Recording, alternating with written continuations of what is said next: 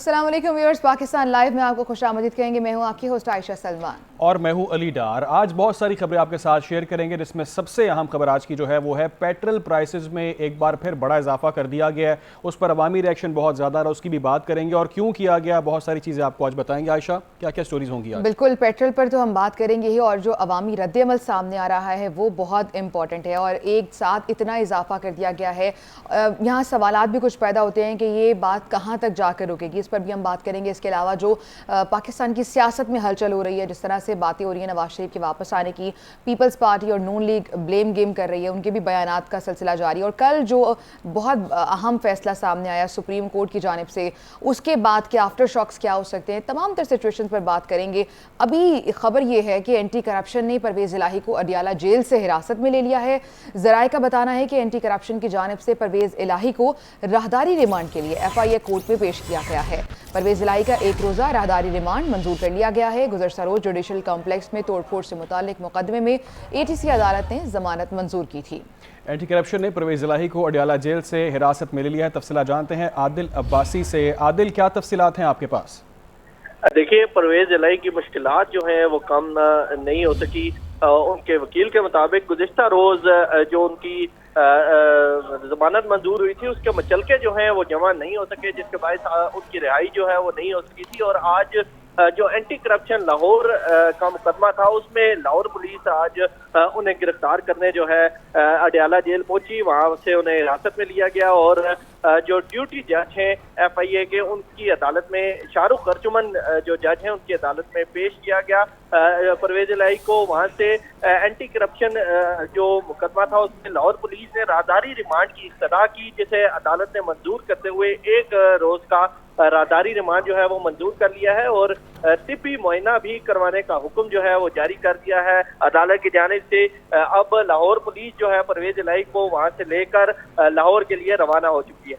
जी ठीक है आदिल, ये बताइएगा कि परवेज़ इलाही की तबीयत के हवाले से कुछ खबरें चल रही थी, उनकी तबीयत के बारे में क्या इन्फॉर्मेशन आपके पास?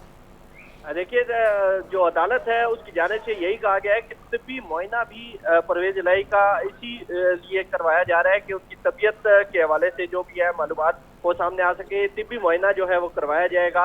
अदालत ने ये हुक्म दिया है परवेज इलाही का तिब्बी मुआयना करवाया जाए, उसके बाद परवेज इलाही को जो है वो लाहौर के लिए लेके जाया जाएगा।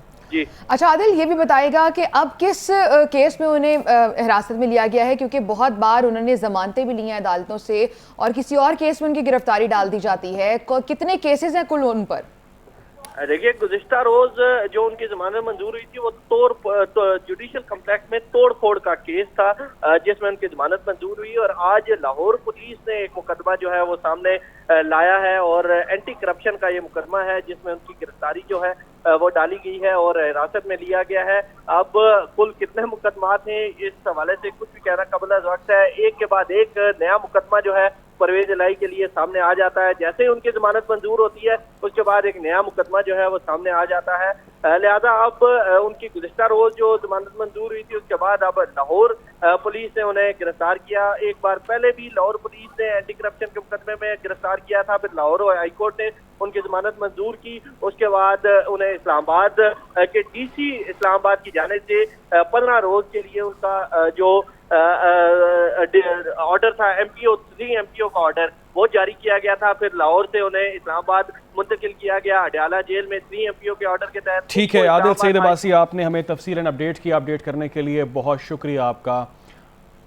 परवेज़ इलाही का एक रोज़ा राहदारी रिमांड मंजूर हुआ है और जो ज़मानतें उन्होंने ली अदालतों से वो भी किसी काम नहीं आई हैं।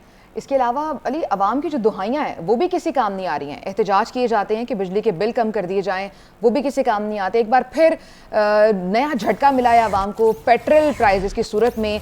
निगरान हुकूमत ने पेट्रोलियम मसनूआत की कीमतों में तारीखी इजाफा कर दिया है। पेट्रोल 26 रुपये 2 पैसे फ़ी लीटर महंगा हुआ है। नई कीमत 300 अब 29 रुपये 18 पैसे पर मुकर्रर हो गई है।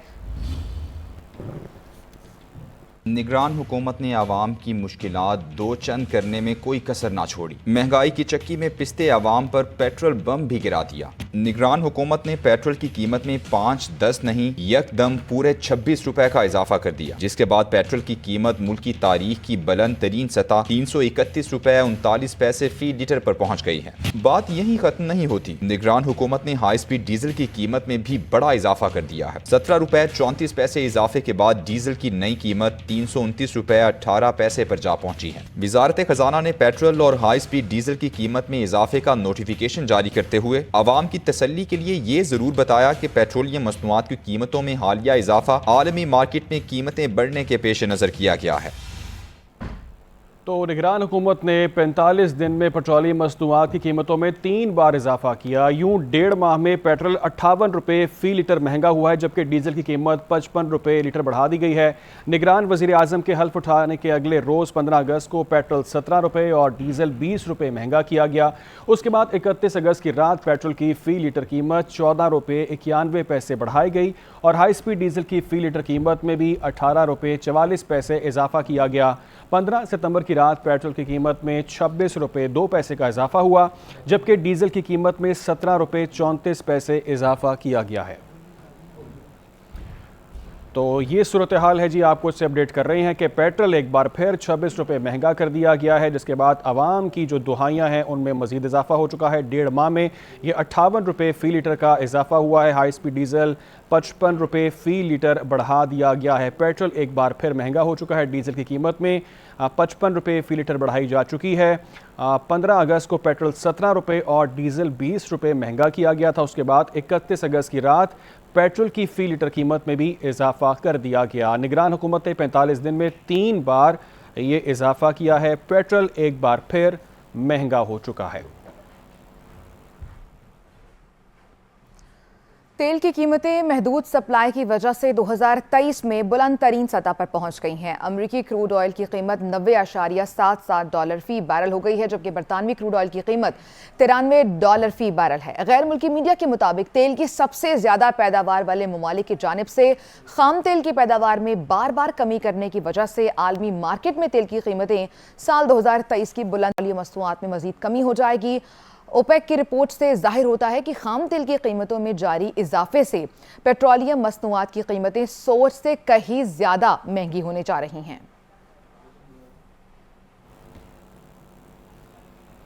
कुछ बात करें माजी के हवाले से, तो माजी में तेल की कीमतें बढ़ने पर ऑपोजिशन में रहने वाले सियासी लीडर्स का क्या कहते थे, पहले आपको वो दिखाते हैं। ये आप जो तबाही और बर्बादी कीमतों की कर रहे हैं, इसमें आपकी हुकूमत जिम्मेदार है, जो आपने डिवैल्यूएशन और मुल्क की करेंसी को बेकदर किया। अगर ना होता तो इन कीमतों को बढ़ाने की जरूरत नहीं थी। अब आप इन कीमतों को वापस लें और आवाम पे मजीद बॉम्ब ना गिराएं।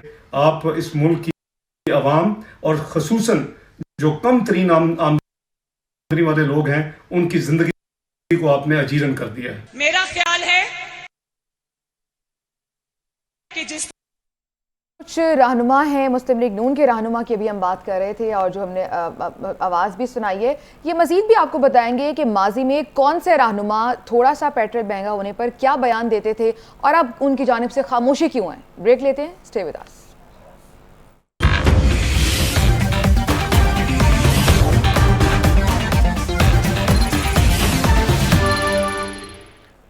Welcome back. तो हम बात कर रहे थे पेट्रोल की बढ़ती कीमतों के हवाले से और अभी एक और बड़ी इंपॉर्टेंट खबर सामने आ गई है कि ऑयल मार्केटिंग कंपनी और डीलर्स मार्जिन पेट्रोल की कीमतों में इजाफे का सबब करार रुपए की बेकदरी और आलमी मार्केट में महंगा पेट्रोल भी कीमतों में इजाफे की वजह है। आलमी मार्केट में क्रूड ऑयल की कीमत $93.93 हो चुकी है। आलमी मार्केट में कीमतें बढ़ने से फ़ी लीटर कीमत 252.13 रुपये तक पहुंच चुकी है। इसी पर बात करेंगे। हमें ज्वाइन किया है ब्यूरो चीफ इस्लामाबाद गुलाम मुर्तज़ा ने। गुलाम मुर्तज़ा, एक तो ये बताइएगा क्या तफसीलात हैं आपके पास, और दूसरी चीज़ ये कि जो कीमतें आलमी मार्केट में बढ़ रही हैं, क्या ये उसकी वजह से पेट्रोल की कीमतों में इजाफा हो रहा है? जी बिल्कुल, पेट्रोल की जो कीमत है इसमें सबसे बड़ा किरदार जो है आलमी मार्केट में जो पेट्रोलियम मसनूआत की कीमतों में सिर्फ इजाफा होता है और कुछ जो कमी होती है उसमें जो एक्सचेंज रेट है उसका बहुत बड़ा किरदार है, क्योंकि जो डॉलर का रेट है उसके साथ हम जो पेट्रोलियम प्रोडक्ट्स हैं वो खरीदते हैं, और क्रूड ऑयल और जो दीगर ऑयल्स हम इंटरनेशनल मार्केट से ले रहे हैं, उसमें जब डॉलर की कीमत बढ़ जाती है तो उसकी पैरिटी उसी तरह से बढ़ जाती है। आलमी मार्केट में कीमतें बढ़ने से फी लीटर कीमत जो है वो 228 रुपये 59 पैसे से बढ़कर 252 रुपये 13 पैसे तक जो है वो जा पहुंची है। इसमें अगर हम बात करते हैं तो जो OMC मार्जिन होते हैं उसमें भी इजाफा हुआ है, डीलर कमीशन में भी इजाफा हुआ है। OMC मार्जिन 6 रुपये 47 पैसे फी लीटर और डीलर कमीशन 7 रुपये 41 पैसे तक चला गया है। इसके साथ ट्रांसपोर्टेशन चार्जेस होते हैं। अगर हम इसकी जो फर्दर डिटेल्स हैं तो अगर हम करें तो ये काफ़ी सारे ऐसे कंपोनेंट्स हैं। अगर 1 लीटर तेल जो है वो हम खरीदना चाहते हैं आलमी मार्केट से, तो उसमें सबसे पहला कंपोनेंट जो है वो फी बैरल कीमत $1 के हवाले से तयन किया जाता है। उसके बाद क्रूड ऑयल की प्राइस असेसमेंट एवरेज ली जाती है। इसके बाद तकरीबन जो 15 रोज़ का हम निकाल रहे हैं तो 15 रोज़ की फी बैरल कीमत ली जाती है। इसमें PSO अपना एवरेज प्रीमियम शामिल करता है और उसके बाद एक्सचेंज रेट शामिल किया जाता है स्टेट बैंक की जानिब से, फिर डॉलर कन्वर्जन रेट शामिल किया जाता है। इसके साथ 1 लीटर तेल। ठीक है गुलाम मुर्तज़ा, आपने हमें तफसीलन अपडेट किया। अपडेट करने के लिए बहुत शुक्रिया। पेट्रोल की कीमत में बड़े इजाफे ने शहरियों की नींदें उड़ा दी हैं। शहरी कहते हैं कि हुकूमत आवाम के बारे बिल्कुल नहीं सोच रही। मोटरसाइकिल सवार अब मोटरसाइकिल से पैदल सफ़र करने पर मजबूर हो चुका है। जब पेट्रोल 150 रुपये लीटर था तो सियासी जमातें महंगाई मार्च पर निकली थीं, अब वो कहाँ पर गायब हैं? क्या महंगा हुआ क्या सस्ता हुआ इसकी तो बहस ही नहीं है। अब तो ये है कि मरना किस तरह से, फांसी लगा के मरना है, रेल के नीचे आके मरना है, गोली मारनी, क्या करना है, ये एक तरीका रह गया। बेटा महंगाई का कोई हाल नहीं है। हमारे मुल्क में कोई महंगाई का रेशो कहीं है ही नहीं। हर तरफ महंगाई है, हर शय महंगी है। मैं ज़िंदगी में पहली दफ़ा आज बस में बैठ रहा हूँ। मैं मोटरसाइकिल पे आज नहीं आया क्योंकि मेरा पहले लगता था 50 रुपये का पेट्रोल, फिर 100 का हुआ, फिर 250 का हुआ, अब 350 का तकरीबन 325 का हो गया। मैंने मोटरसाइकिल छोड़ दी, अब मैं बस में जाऊँगा। पेट्रोल महंगा हुआ है, गैस महंगा हो जाएगा, सवारी पैसे नहीं देती, हम कहाँ जाएंगे? सारा दिन तो खड़े हैं, कोई सवारी मिलती है तो कहती है हाँ अल्लाह माफ़ी करे, सवारी क्या किराया दे। वो भी गरीब आदमी होते हैं, तादी वाले होते हैं, और बाकी गाड़ियों वाले तो रक्शे पे नहीं बैठते, वो तो अपनी सवारी पे जाते हैं।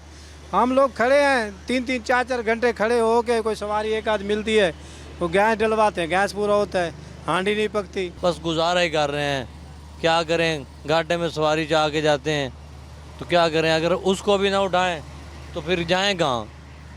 बात तो ये है सर, परेशान है, यकीनन दिल से परेशान है। अब हम पैदल चलना शुरू कर दिया है।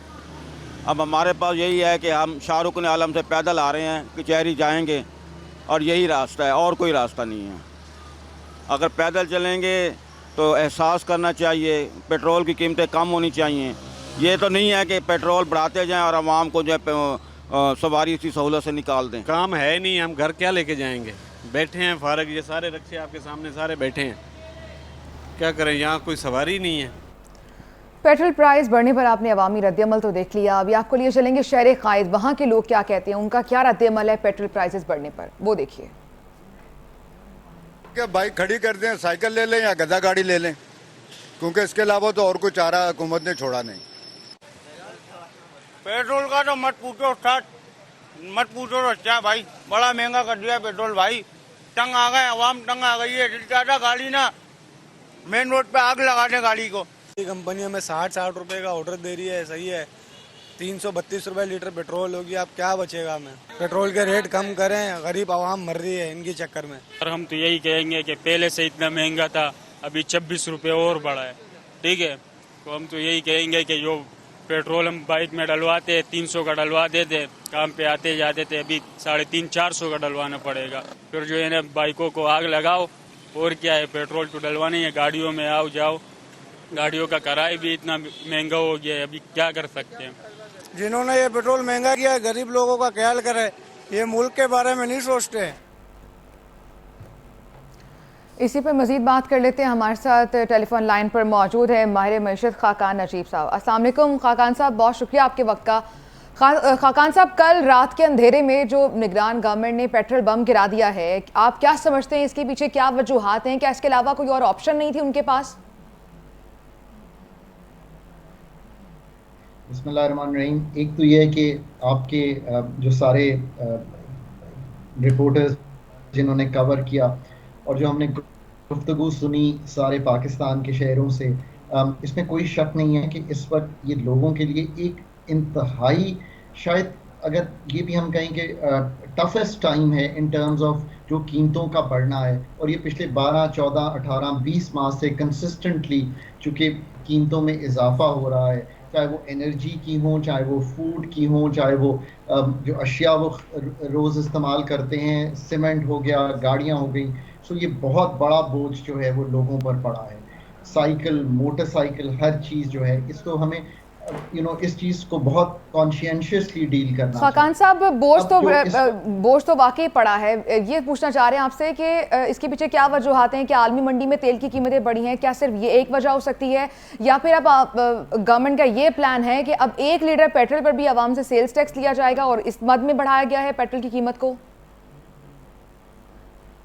देखिए, इसके मेन मुहर्रिकात जो हैं उसमें एक तो सबसे बढ़ के ये है कि जो इंटरनेशनल कीमत है वो, अगर आप ब्रेंट की देखें तो इस पर $94 के करीब है। ये पिछले कुछ हफ्ते पहले चले जाएं तो ये $85 अरब थी। सो लेट मी एक्सप्लेन कि ये क्यों बढ़ी है। ये इसलिए बढ़ी है कि आपके जो ऑयल प्रोड्यूसिंग कंट्रीज़ हैं, फॉर एग्जांपल सऊदी अरेबिया और रशिया, इन्होंने इसको कट किया सप्लाई को ताकि ये कीमत को बढ़ा सकें। कल परसों उसके साथ साथ ये हुआ कि चाइना ने एक इकोनॉमिक स्टिमुलस दिया, उस स्टिमुलाई की वजह से भी एक डिमांड बढ़ी। सो कीमत इंटरनेशनल बढ़ी है।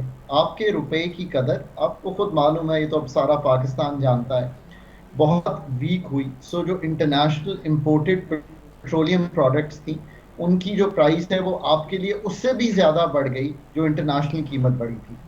तीसरी एक चीज़ है कि हम क्योंकि एज अ कॉम डायरेक्ट टैक्स देने में नहीं बिलीव करते, तो ₹50 इस वक्त डीजल पे और ₹60 इस वक्त पेट्रोल, एक पेट्रोलियम डेवलपमेंट लेवी है। आप इसको टैक्स ही कह सकती हैं, लेवी का टैक्स कहें। सो वो हमने इसलिए लगाया, ये ₹15 से शुरू हुई, फिर 30 हुई, फिर 50 हो गई है और 60 ऑन पेट्रोल। ये क्यों लगाना पड़ी? क्योंकि हम डायरेक्ट टैक्सेशन रियल एस्टेट में, एग्रीकल्चर में, रिटेल में हम नहीं करते, हम एज अ कॉम ही देना नहीं चाहते। आपको याद है पिछले बजट में ₹3000 का जब टैक्स लगा था तो वो भी हुकूमत को वापस लेना पड़ा था उसको, क्योंकि चलिए खाकान साहब, IMF की शर्त तो पूरी कर दी है। ये पेट्रोलियम जो लेवी आप कह रहे हैं एक तरह का टैक्स ही है, वो लगा के IMF की शर्त तो पूरी कर दी है। अब सवाल ये है कि कोई अच्छी खबरें हैं आने वाले दिनों में? आपको लगता है कि पेट्रोल की प्राइस थोड़ी कम हो सकती है या मजीद ऊपर जाएगी, और कहाँ पर जाकर स्टे करेगी? मतलब इस वक्त तो बहुत से ऐसी चीज़ें हैं जो हम ये देखेंगे कि इस वक्त अगर रुपए की कदर मुस्तहकम होती रहती है तो 15 दिन बाद तो नहीं, शायद महीने बाद हमें थोड़ा सा उसका जो असर है वो दिखाई दे, इस तरह से कि शायद जो इंटरनेशनल कीमत का राइज है वो उसको बराबर कर दे। सो एक ये जिसे आप कहेंगे थोड़ी सी कंफर्टिंग बात है। दूसरा ये देखना है कि इंटरनेशनल कीमत कैसे बढ़। PDL की हम लिमिट पे हैं, हम 60 से ऊपर जा नहीं सकते, तो वहाँ नहीं बढ़ना। सो लेट्स होप कि हम मैक्सिमम पे हॉवर अराउंड कर रहे हैं। पर साथ साथ मैं हमेशा लोगों को कहता हूँ कि अपने घर पे छोटा हो, 1 कमरे का हो, 10 कमरों का हो, कंजर्वेशन और एफिशिएंसी, इन दोनों चीज़ों पे नजर सानी करेंगे तो आप कम से कम 15 से 20% अपने बिजली के बिल, अपने पेट्रोल के बिल, अपने गैस के बिल, अपने पानी के बिल में बेहतरी ला सकेंगे। ये मुश्किल वक्त है, इसको इसी तरह काटा जा सकता है। एक और चीज़ जो की जा सकती है वो ये है कि जो हमारा इनकम सपोर्ट प्रोग्राम है, ये पाकिस्तान का फ्लैगशिप प्रोग्राम है, 10 मिलियन हाउस होल्ड्स का डेटा है। इसके जो बहुत लोअर टियर्स हैं, IMF से ये गुफ्तगू की जा सकती है किसी स्टेज पे कि पाकिस्तान के जो लोएस्ट टियर्स हैं इसमें कुछ थोड़ी सी सपोर्ट को एक क्वार्टर में फ्यूल या एनर्जी की मद में उन लोगों तक बढ़ा के पहुंचाया जाए ताकि एटलीस्ट बच्चों की माल न्यूट्रिशन, बच्चों की सेहत, उसका ख्याल रखा जा सके। मैं सिर्फ ये आइडियाज इसलिए पुट टुगेदर कर रहा हूँ कि पहले मैंने इंडिविजुअल लेवल पे किया, फिर मैंने गवर्नमेंट लेवल पे भी ये चीज़ आपके सामने रखी। ये मुश्किल वक्त को हमने किसी तरह बिल्कुल मुश्किल टैकल वक्त तो करके है और आवाम ये मुश्किल वक्त में अब किस तरह से टैकल करती हैं ये भी देखना होगा। बहुत शुक्रिया हमारे साथ मौजूद थे खाकान नजीब साहब। और अली यही बात कर रहे थे वो कि मुश्किल वक्त है, लेकिन आने वाले दिनों में अगर इंटरनेशनल प्राइसेस मुस्तहकम होती हैं तो ये प्राइस कम हो सकती है पेट्रोल की। बिल्कुल, बहुत सारे फैक्टर्स इसमें शामिल है। हमारे साथ इसी पर बात करने के लिए माहिर माशियात आबिद सुलहरी। आबिद सुलहरी, बहुत शुक्रिया आपके वक्त के लिए। सबसे इंपॉर्टेंट क्वेश्चन सबसे पहले बताइएगा उसका जवाब। कल हम देख रहे थे कि निगरान वज़ीर तवानाई मोहम्मद अली कह रहे थे कि जैसे जैसे डॉलर नीचे आएगा पेट्रोल प्राइसेस भी कम हो जाएंगी। डॉलर तो नीचे आ रहा है और पेट्रोल तो 26 रुपये महंगा हो गया। क्या समझते हैं आप, कैसे कम होगा पेट्रोल? देखिए, मेरा ख्याल है कि अभी शायद अगले 2-3 पंद्रवाड़े ऐसे होंगे जिसमें कि पेट्रोल डीजल की कीमतें बढ़ाना होंगी। डीजल का तो चूँकि अभी जो PDL है या लेवी है वो 10 रुपये मजीद हमें बढ़ानी है 60 रुपये करने के लिए। और अगर हम आलमी मंडी में पेट्रोल की तेल की कीमतें देखें तो उनमें बतदरीज इजाफा हो रहा है, जो कि सऊदी अरब और रशिया ने अपनी सप्लाई जो है वो कर्टेल कर रखी है। कल की कीमत जो थी ब्रेंट की वो $93 पर बैरल थी और ये इम्पैक्ट इसका आएगा जो आपके अक्टूबर की सप्लाई होगी। हमें ये ध्यान में रखना है कि आज जो पेट्रोल हम इस्तेमाल कर रहे हैं ये वो पेट्रोल है जो कि अगस्त में पाकिस्तान में ऑयल इंपोर्ट हुआ था और रिफाइन हुआ था। तो अभी जो मजीद इसकी आलमी मंडी में कीमतें बढ़ रही हैं ये वो ऑयल होगा जो कि हमें अक्टूबर या नवंबर के सौदों में मिलेगा और वहाँ पे भी इसका इम्पैक्ट जो है वो हमें पास ऑन करना पड़ेगा। ठीक है आबिद सुलहरी, एक चीज़ और बता दीजिएगा, वो ये कि ईरान हमें ऑफर कर रहा है सस्ते तेल की, सस्ती गैस की, सस्ते पेट्रोल के हवाले से बात चल रही है कि वो हमें मुआशी बहरान से निकाल सकता है। तो हम ईरान के साथ कोई मुआहदा नहीं कर सकते? उनके साथ बार्टर ट्रेड का मुआहदा जो है वो तो हो सकता है और उसमें तो बहुत थोड़ी सी चीज़ है जो कि आप यहाँ से भेज सके, कोई खाने पीने के चावल या कोई और चीज़ें। ईरान के साथ बैंकिंग जो है वो अगर हम करेंगे तो चूँकि ईरान जो है वो अमेरिकन सैंक्शंस में है, अमेरिकन सैंक्शंस में होने की वजह से पॉसिबिलिटी है कि पाकिस्तान पे भी वो सैंक्शन जो है वो लागू हो जाएंगे और यही वजह है कि पाकिस्तान ईरान गैस पाइपलाइन को भी अधूरा छोड़ना पड़ा पिछले। बिल्कुल, वो तातुल का शिकार है, वो भी मुआहिदा तातुल का शिकार है। आबिद सुलहरी, बहुत शुक्रिया आपके वक्त के लिए, आपने हमें वक्त दिया और आपने बिल्कुल ये चीज़ क्लियरली बताई कि ईरान पर सैंक्शंस आयद हैं, आलमी पाबंदियां हैं जिस वजह से हम ईरान के साथ इस मुआहदे को नहीं कर सकते बिजली के हवाले से। तो बहुत सारे फैक्टर्स आपने बिल्कुल क्लियरली हमें बता दिए। डेफिनेटली जो चीज़ आबिद सुलहरी बता रहे हैं वो ये बता रहे हैं कि आलमी मार्केट में जो कीमतें हैं वो उसमें इजाफा हुआ है और ईरान हमें सस्ता तेल तो ऑफ़र कर रहे हैं, बिजली तेल, लेकिन अमेरिकन सैंक्शंस उस पर आए हैं, इस वजह से हम उनके साथ मुआहदा नहीं कर सकते। बिल्कुल, निगरान हुकूमत ने कहा है कि 45 दिन में पेट्रोलियम मसनूआत की कीमतों में निगरान हुकूमत की जानिब से 3 बार इजाफा किया गया है और इस तरह से 1.5 माह में जो कुल पेट्रोल की प्राइस में इजाफा हुआ है वो आपसे शेयर कर देते हैं। 58 रुपये फ़ी लीटर का इजाफा हुआ है पिछले 1.5 माह में। और निगरान हुकूमत ने जो तीसरा पेट्रोल बम गिराया है वो 15 अगस्त को गिराया है। पेट्रोल 17 रुपये महंगा किया, उसके बाद 31 अगस्त को दोबारा पेट्रोल महंगा किया गया 14 रुपये फ़ी लीटर और इस तरह से हर 15 दिन के बाद पेट्रोल को महंगा किया गया। हाई स्पीड डीजल 18 रुपये फ़ी लीटर महंगा किया 31 अगस्त को ये निगरान हुकूमत ने महंगा किया था, जिसके बाद मजमूई तौर पर पेट्रोलियम मसनूआत की कीमतें अब ये 15 सितंबर को कल 26 रुपये फ़ी लीटर का इजाफा किया है और 1.5 माह में पेट्रोल अब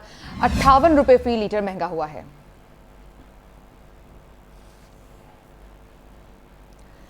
हर 15 दिन के बाद पेट्रोल महंगा हुआ है। जो हमने अभी अपने व्यूअर्स को भी शेयर किया है, जो अदाद शुमार हमने बताए हैं वो ये बता रहे हैं कि 15 दिन के हिसाब से किया गया है। और अभी जो हमारे साथ माहिर मुआशरत थे अली, वो भी यही कह रहे थे कि ये सिलसिला यहाँ रुकेगा नहीं, दोबारा 15 दिन बाद इस तरह की एक और बुरी न्यूज़ आ सकती है। बिल्कुल, पिछले 45 दिन में पेट्रोलियम मसनूआत की कीमतों में 3 बार इजाफा किया गया है। 1.5 माह के अंदर पेट्रोल 58 रुपये महंगा किया गया। मुल्क में पेट्रोलियम मसनूआत की कीमतें इस वक्त बुलंद तरीन सतह पर पहुंच चुकी हैं, जिसकी वजह से हर शहरी परेशान दिखाई दे रहा है। ऐसे में अगर आप पेट्रोल के खर्चे में कमी लाना चाहते हैं तो उसके लिए आसान तरीके कौन से हैं, आपको पहले वो हम आपको बताते हैं। सबसे पहले तो ड्राइविंग से पहले सफ़र की मनसूबाबंदी की जाए, टायर प्रेशर को चेक किया जाए, गाड़ी में गैर ज़रूरी सामान रखने से भी गुरेज किया जाए।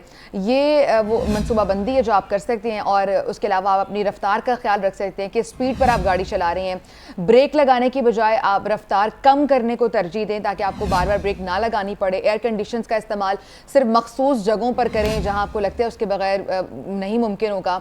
गाड़ी की सफाई सुथराई का भी खास ख्याल रखा जाए। ये वो एहतियाती तदाबीर हैं जो आप इस्तेमाल करें और इनको अपनाएं। पेट्रोल टैंक का ढक्कन सही से बंद करें कि लीकेज ना हो किसी किस्म की भी कोई।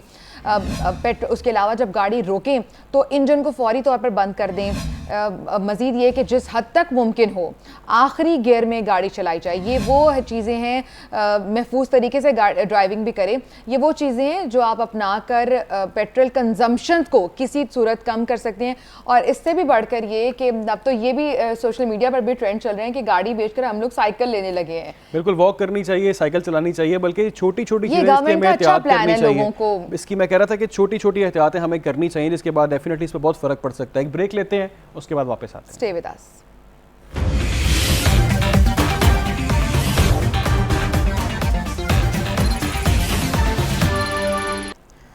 Once again viewers, welcome back to Pakistan live. और खबर यह है कि चेयरमैन पीटीआई ने रिहाई के लिए इस्लामाबाद हाई कोर्ट का दरवाज़ा खटखटा दिया है। साइफर केस में दरखास्त जमानत दायर की गई है। अदालत से जमानत पर रिहा करने की इस्तदा कर दी गई है। साबिक वज़ीर आज़म की ऑफिशियल सीक्रेट एक्ट के खुसूसी अदालत ने दरखास्त जमानत मुस्तरद कर दी थी, जबकि चेयरमैन पीटीआई की दरखास्त जमानत को हाई कोर्ट रजिस्ट्रार ऑफिस ने नंबर लगा दिया है। नंबर लगाने के बाद दरखास्त पीर को अब समाअत के लिए मुकर्रर होने का इम्कान है। ठीक है, इसी पर मज़ीद तफसीलात जानते हैं आदिल सईद अब्बासी से। आदिल, ये कहिएगा कि जो दरखास्त दायर की गई उसमें क्या मौक़िफ़ अपनाया गया है? देखिए, 14 सितंबर को जो साइफर केस है उसमें खुसूसी अदालत जो बनाई गई थी ऑफिशियल सीक्रेट एक्ट के तहत, उस अदालत ने चेयरमैन तहरीक इंसाफ की ज़मानत की दरख्वास्त जो है वो खारिज कर दी थी और ज़मानत जो है वो मुस्तरद कर दी थी, जिसके बाद इस्लामाबाद हाई कोर्ट से आज रुजू किया गया चेयरमैन तहरीक इंसाफ की जानिब से। बैरिस्टर सलमान सफ्दर जो चेयरमैन तहरीक इंसाफ के वकील हैं, उनकी जानिब से दरख्वास्त दायर की गई इस्लामाबाद हाई कोर्ट में, जिसमें इस्तदा की गई है कि ज़मानत पर चेयरमैन तहरीक इंसाफ को रिहाई दी जाए। इस केस में जो दरख्वास्त है उसमें यह भी कहा गया कि ये बदनीयती और ये बदनीयती पर मबनी मुकदमा जो है वो बनाया गया है चेयरमैन तहरीक इंसाफ के ऊपर। और इसमें यह भी कहा गया है दरख्वास्त में कि जो इस्तगासा है उसमें तजादात हैं और जिसकी वजह से ज़मानत जो है वो दी जाए चेयरमैन तहरीक इंसाफ को। इस दरख्वास्त पर इस्लामाबाद हाई कोर्ट के रजिस्ट्रार ऑफिस की जानिब से नंबर भी लगा दिया गया है। ये इस्तदा भी की गई थी इसमें कि जल्द ये समाअत के लिए मुकर्रर किया जाए, जिसके बाद रजिस्ट्रार ने अब इस पर नंबर लगा दिया है और पीर के रोज ये समाअत के लिए मुकर्रर होने का इम्कान है इस दरख्वास्त का। जी ठीक है आदिल, ये बताइएगा कि किसकी जानिब से ये दरख्वास्त दायर की गई है, कौन इस केस में जो है वो लीड कर रहे हैं? तहरीक इंसाफ के वकील हैं बैरिस्टर सलमान सफदर, उनकी जानिब से ये दरख्वास्त आज दायर की गई थी इस्लामाबाद हाई कोर्ट में, जिसके बाद रजिस्ट्रार ऑफिस ने उनकी इस्तदा जो की गई थी कि जल्द ये समाअत के लिए मुकर्रर किया जाए, जिसके बाद रजिस्ट्रार ने इस पर नंबर लगा दिया है और अब पीर को इस पर समाअत होने का इम्कान है, समाअत के लिए मुकर्रर होने का ये इम्कान है ये दरख्वास्त। जिसके बाद अब दरख्वास्त से जमानत जो है वो दायर की गई। बैरिस्टर सलमान सफदर इसमें लीड कर रहे हैं chairman. Barrister Salman Safdar lead कर रहे हैं। ये बताइएगा आदिल सईद अब्बासी के मुमकिन तौर पर ये समाअत होती है तो उस पर क्या पेशरफ सामने आ सकती है और उसके बाद क्या होगा इस समाअत के हवाले से? अगर इस्लामाबाद हाई कोर्ट में इस दरख्वास्त को मंजूर किया जाता है तो ऑफिशियल सीक्रेट एक्ट के तहत खुसूसी अदालत जो है उसका जो फैसला है ज़मानत का वो कलअदम करार दिया जाएगा, मुस्तरद हो जाएगा वो फैसला जो है, और उसके बाद चेयरमैन तहरीक इंसाफ की रिहाई हो सकेगी। अगर जो इस्लामाबाद हाई कोर्ट है इस दरख्वास्त को भी मुस्तरद करता है और इस्लामाबाद हाई कोर्ट भी ज़मानत पर रिहाई जो है चेयरमैन तहरीक इंसाफ को नहीं देता तो अब उसके बाद सुप्रीम कोर्ट से भी रुजू किया जा सकता है इस केस में ज़मानत के लिए। जी ठीक है, आदिल सईद अब्बासी हमारे साथ ही रहेगा। हमें माहिर कानून हमारे साथ मौजूद है इस वक्त, हाफिज़ एहसान, उनसे बात करते हैं। हाफिज़ एहसान, क्या समझते हैं आप जो दरख्वास्त दायर की गई है चेयरमैन पीटीआई की जानिब से साइफर केस के अंदर, क्या कोई रिलीफ आपको नज़र आ रहा है? बिस्मिल्लाहिर्रहमानिर्रहीम, आपका बहुत शुक्रिया। जो हमारा लॉ है ऑफिशियल सीक्रेट एक्ट, उसके नीचे जो अदालत इस्टेब्लिश की जाती है जो इस तरह के सारे ऑफेंसेस को देखती है, अगर वो बेल एप्लीकेशन जो उसके पास आती है उसे रिजेक्ट करती है तो आप हाई कोर्ट के अंदर जा सकते हैं और वहाँ पे जाके आप after arrest bail application apply करते हैं और फिर हाई कोर्ट जो है वो फैसला करती है कि आपका केस जो है वो बेल उसमें हो सकती है नहीं हो सकती, और अगर वो मुनासिब समझती है तो उस फैसले को सेट असाइड कर देती है, और अगर वो मुनासिब समझे तो उस फैसले को अपहोल्ड कर देती है, और फिर उसके बाद जो है एक्यूज के पास ये राइट है कि वो सुप्रीम कोर्ट ऑफ पाकिस्तान के अंदर जाके आर्टिकल 185 के नीचे जो है वो उसको अपील फाइल करे, लीव टू अपील फाइल करे, और फिर सुप्रीम कोर्ट इसका फैसला करती है। ठीक है हाफिज एहसान, आप उनको कोई रिलीफ मिलता, आप समझते हैं कोई रिलीफ मिलता नजर आ रहा है आपको? जो मैं चीज देख रहा हूँ वो ये है कि इस तरह के जितने भी केसेस होते हैं उसके अंदर दो तरह की चीजें चल रही होती हैं। अगर तो सिर्फ आप इस केस को पॉलिटिकल स्ट्रैटेजी के तौर पे लेंगे तो फिर उसका शायद आउटकम कुछ और निकले, और अगर लीगल स्ट्रैटेजी के तौर पे आया जाए तो हो सकता है कि उसका वे आउट आ जाए। लेकिन अब इस चीज के अंदर ये है कि जो एवेसिव डिफेंस इस चीज के अंदर आया हुआ है, मेरा ख्याल ये है कि वो सबसे बड़ा हर्डल होगा फॉर्मर प्राइम मिनिस्टर की रिलीज के अंदर। और दूसरी जो चीज जो इम्पोर्टेंट है इस चीज के अंदर, वो उनके प्रिंसिपल सेक्रेटरी की स्टेटमेंट है कि जो उन्होंने जाके FIA को रिकॉर्ड करवाई है, और उन्होंने सारा ये कहा है कि ये जो सारी चीजें हैं ये फॉर्मर प्राइम मिनिस्टर के पास वो डॉक्यूमेंट है, और इस सारी ठीक है हाफिज एहसान, आपका पॉइंट आ गया, हमें एक ब्रेक पर जाना है। आपने हमें तफसीलन इस केस के हवाले से बताया, बहुत शुक्रिया। यहाँ पर वक्त हुआ है ब्रेक का, आप हमारे साथ रहें।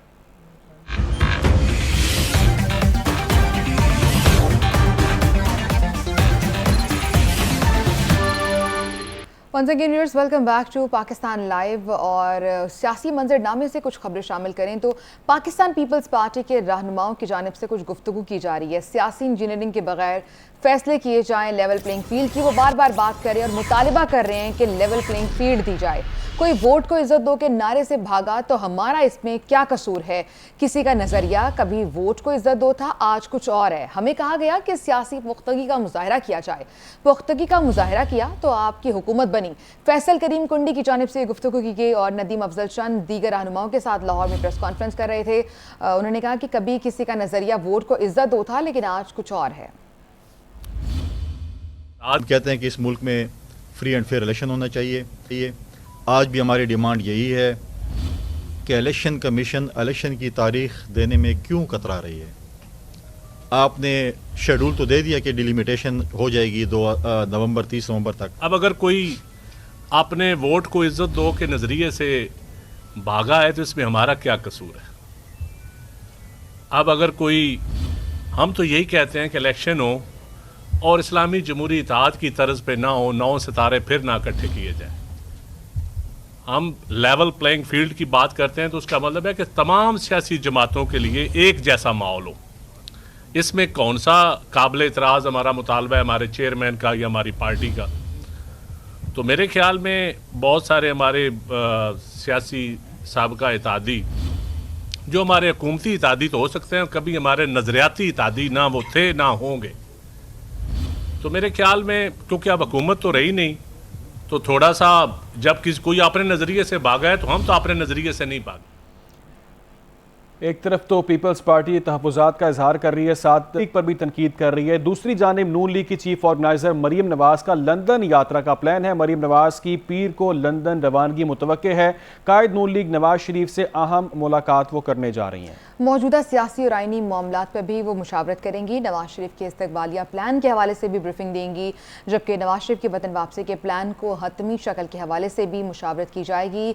मरीम नवाज का दौरा लंदन है। नवाज शरीफ की लाहौर पहुंचकर दाता दरबार हाजिरी की तजवीज़ भी ज़ेर गौर है। लीग की क़यादत का मीनार पाकिस्तान में पावर शो के लिए जलसा करने पर भी गौर किया जा रहा है। मरीम नवाज पार्टी कायद की आमद से कबल वापस आकर इस्तकबालिया में शरीक होंगी। मरीम नवाज के दौरा लंदन से वापसी पर लाहौर में इस्तकबालिया प्लान को हतमी शक्ल दी जाएगी। कुछ मजीद भी खबर शामिल करेंगे पाकिस्तान लाइव में। यहाँ वक्त हुआ एक ब्रेक का, हमारे साथ रहिएगा।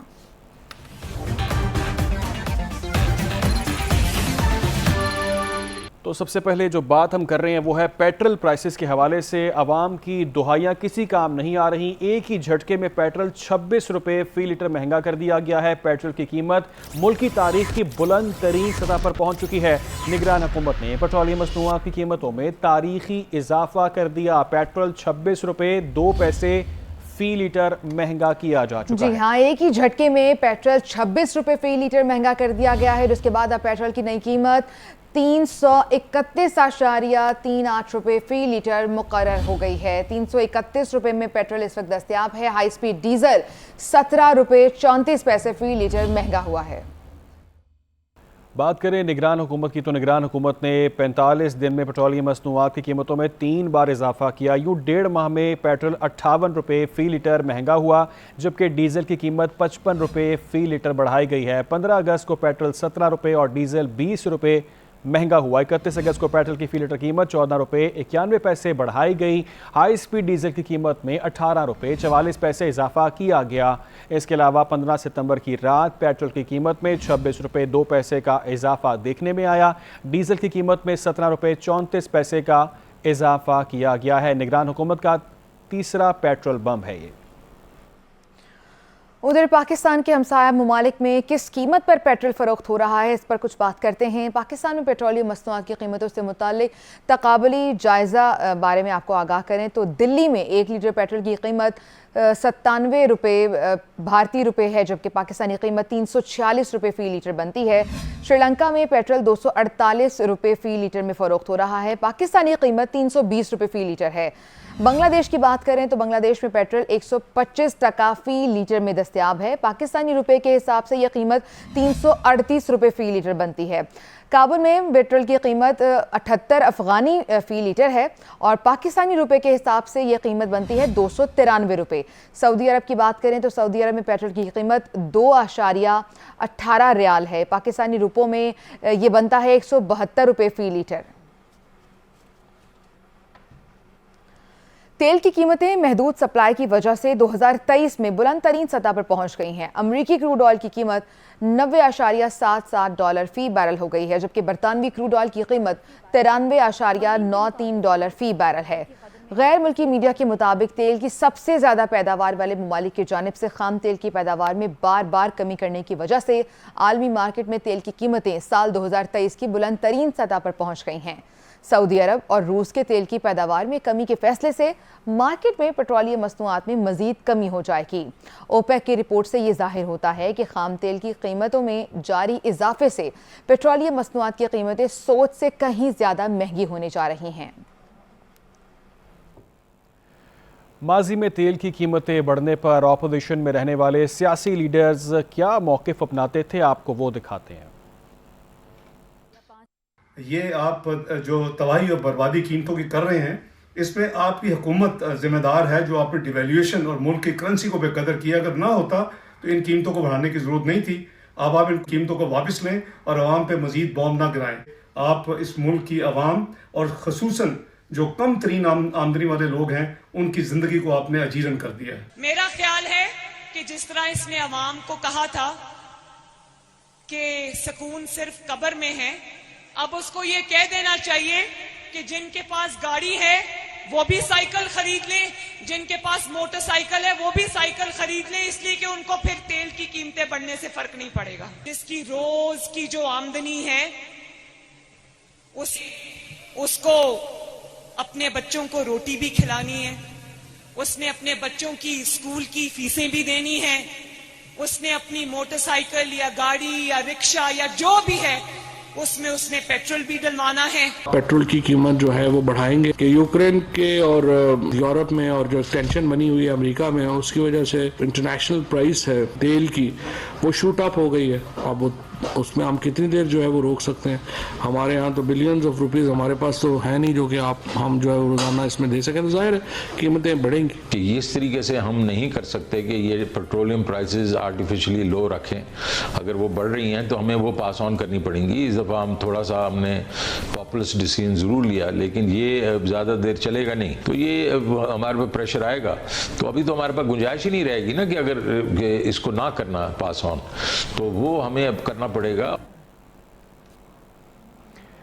ये तो आपने सुने माजी के बयानात, जब इक़्तिदार में कुछ सियासी जमातें होती हैं, अपोजिशन में होती हैं, तो वो क्या मौक़िफ़ अपनाती हैं। खैर, पेट्रोलियम मसनूआत की 1 लीटर कीमत कैसे निकाली जाती है बता रहे हैं आपको PNN से।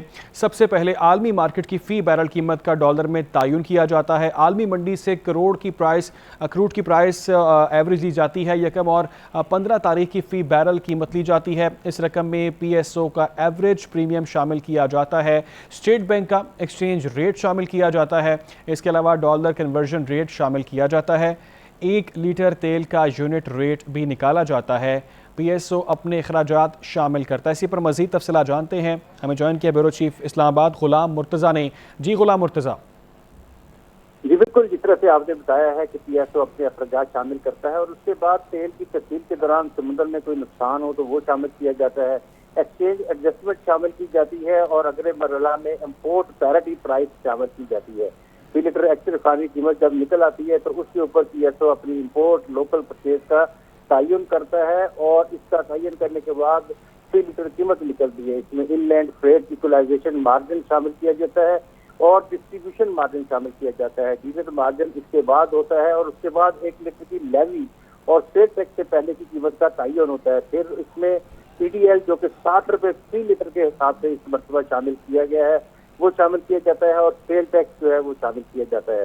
इस वक्त जो अगर हम बात करें आलमी मार्केट में क्रूड ऑयल की जो कीमत है वो $88.55 फी बैरल से बढ़कर $93 फी बैरल हो गई है और ये एक्स रिफाइनरी कीमत 234.36 रुपये से बढ़कर 252.13 रुपये तक पहुंच गई है। इसके बाद IFCM जो मार्जिन है वो 8.82 रुपये फी लीटर शामिल किया गया है और इसके बाद जो MC मार्जिन है OMC को। ठीक है गुलाम मुर्तज़ा, अपडेट करने के लिए आपका बहुत शुक्रिया।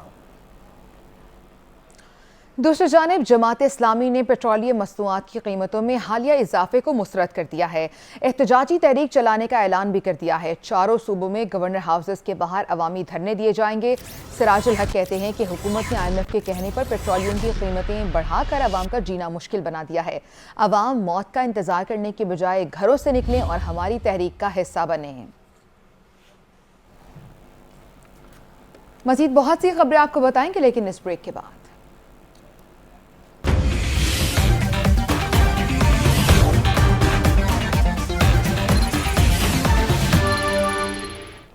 Welcome back to Pakistan live. ममारे पाकिस्तान वेलकम बैक। साजिशों गुड बाय। नवाज शरीफ वापस नहीं आ रहा।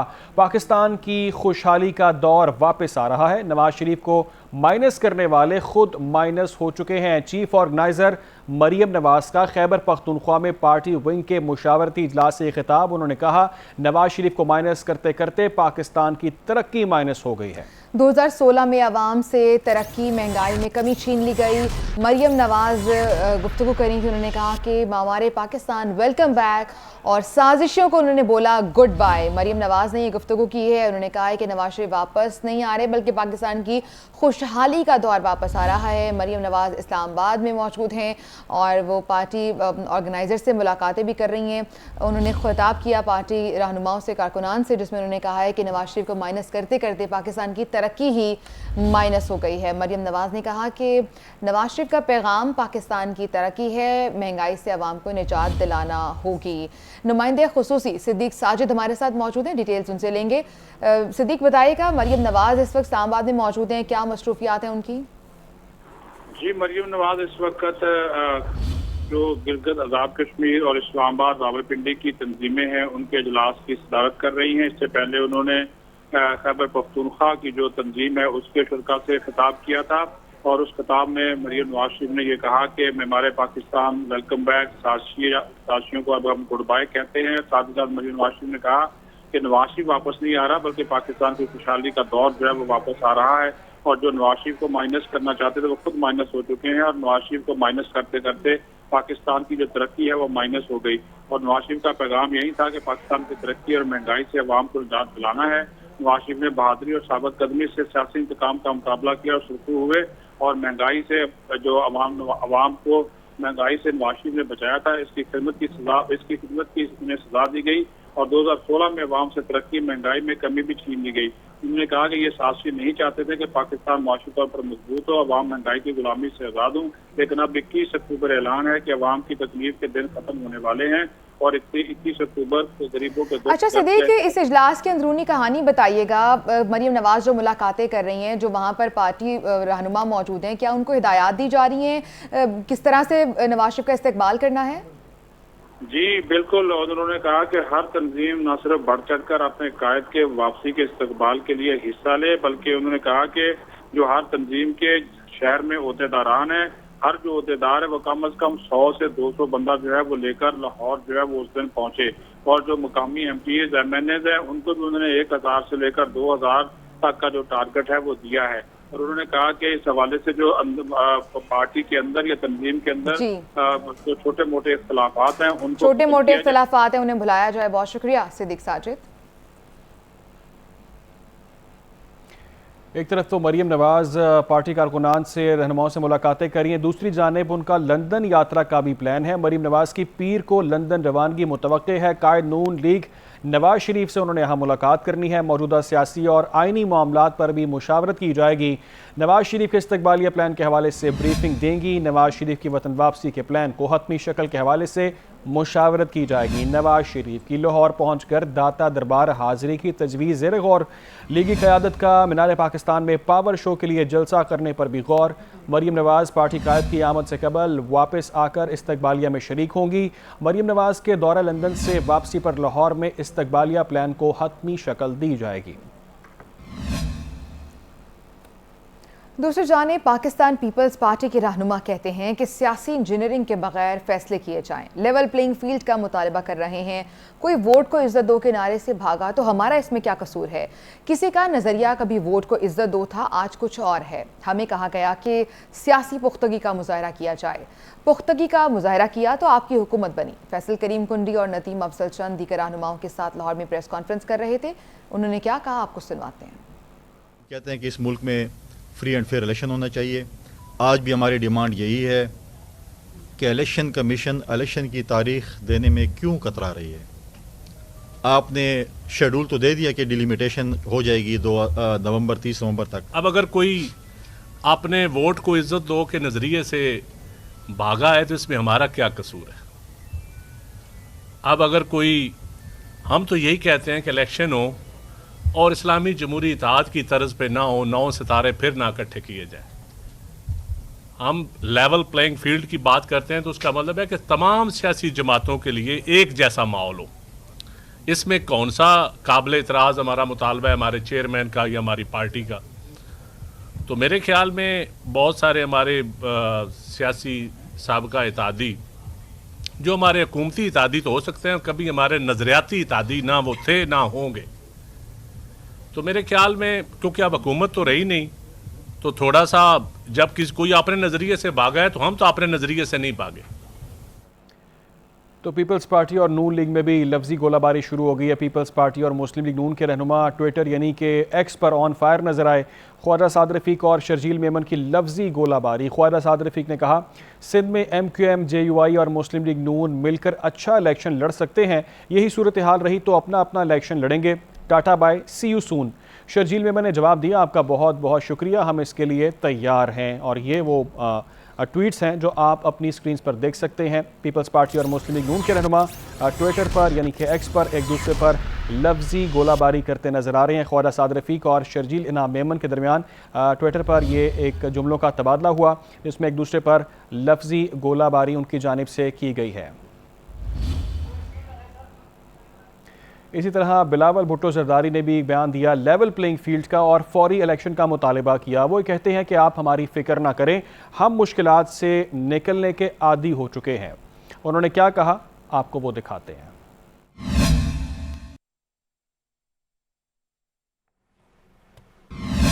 चेयरमैन PTI ने रिहाई के लिए चेयरमैन PTI ने बिलावल भुट्टो का लेवल प्लेइंग फील्ड और फौरी इलेक्शन का मुतालबा। कहते हैं आप हमारी फिक्र ना करें, हम मुश्किलात से निकलने के आदी हैं। बिलावल भुट्टो का कहना था कि 2013 में साजिश के तहत पीपल्स पार्टी को पंजाब से निकाला गया। एक इत्तेहादी के बारे राय है, मुश्किल में हो तो पाँव पकड़ते हैं। नैब तरामीम पर सुप्रीम कोर्ट से यही फैसला मुतवक्के था। कानून नया हो या पुराना, सामना करने के लिए हम तैयार हैं। खबरें कुछ और भी अहम हैं, आप तक पहुंचाएंगे, लेकिन एक ब्रेक के बाद।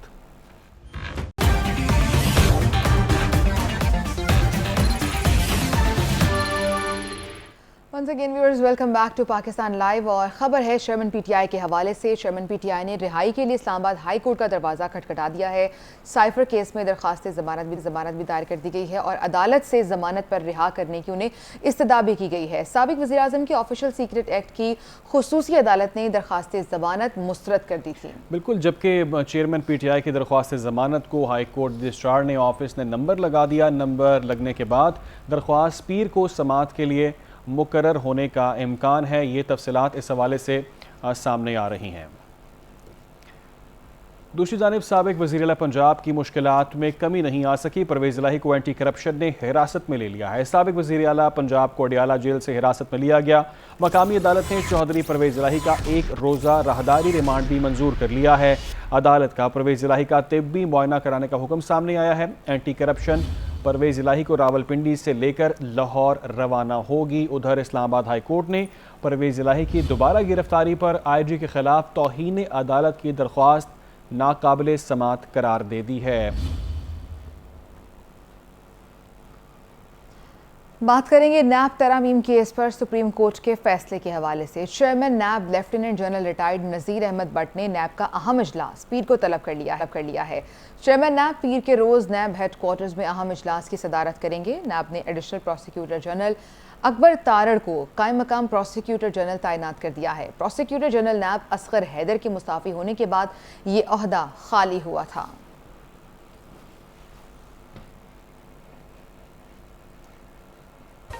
और अभी खबर यह है कि डॉक्टर खालिद मकबूल सिद्दीकी की सरबराही में एमक्यूएम के वफ़द की निगरान वज़ीर आला सिंध से मुलाकात हुई है। मुलाकात में मुस्तफ़ा कमाल और डॉक्टर फ़ारूक सत्तार भी शरीक हुए हैं। एमक्यूएम वफ़द का निगरान वज़ीर ख़जाना सिंध को हटाने जाए के इतलात पर तहफ़्फ़ुज़ात का इजहार। वफ़द ने यह मुतालबा किया है निगरान हुकूमत तमाम सियासी जमातों के लिए यकसा लेवल प्लेइंग फील्ड फराहम करे। मोहम्मद सलमान हमारे साथ मौजूद हैं, नुमाइंदा PNN, उनसे तफसीलात जानते हैं। मोहम्मद सलमान, इस मुलाकात की क्या तफसीलात हैं?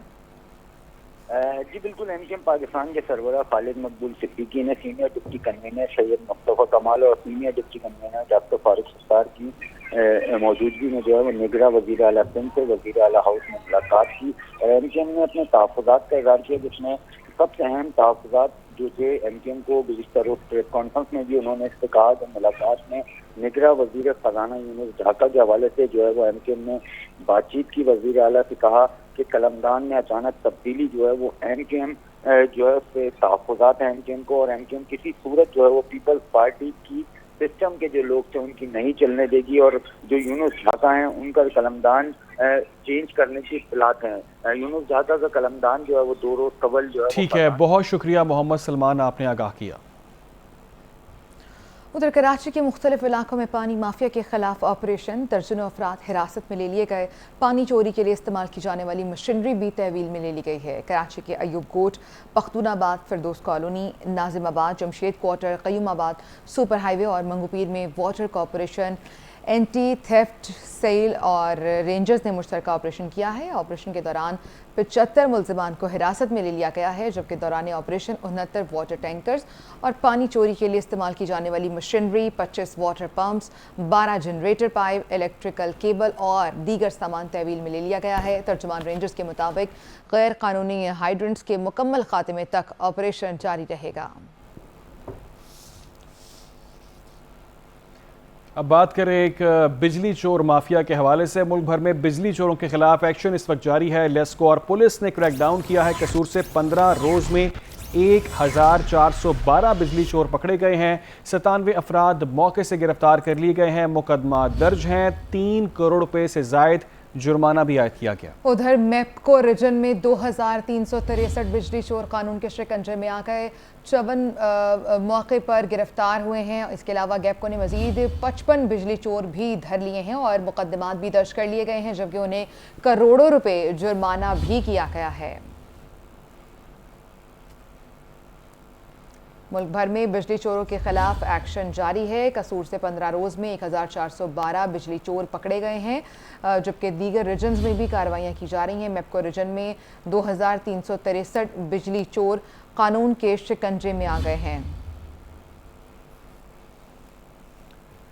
सिंध से खबर है कि सिंध में स्मगलर्स और ज़ख़ीरा अंदोज़ों के खिलाफ क्रैकडाउन किया जा रहा है। सिक्योरिटी फोर्सेस की जानिब से स्मगलर्स और ज़ख़ीरा अंदोज़ी के खिलाफ ऑपरेशन का सिलसिला कामयाबी के साथ जारी है। मुख्तलिफ ऑपरेशंस में मुताद्दिद स्मगलर्स और ज़ख़ीरा अंदोज़ों को गिरफ्तार कर लिया गया है। तमाम मुलज़मान के खिलाफ कानूनी कार्रवाई की जा रही है। ऑपरेशंस के दौरान ज़ख़ीरा अंदोज़ों और स्मगलर्स से बरामदशुदा सामान को भी हिरासत में लिया जा चुका है। रिपोर्ट के मुताबिक सखर, खैरपुर, घोटकी और कंबर शादात कोट से बरामदशुदा सामान में 3,31,700 गंदम की बोरियां शामिल हैं।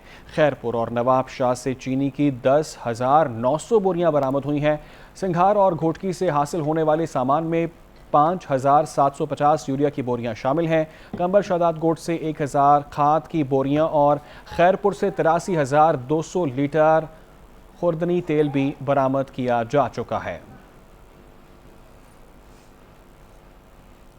कुछ ही देर में हाजिर होंगे मजीद खबरों के साथ। अभी शामिल करेंगे एक ब्रेक।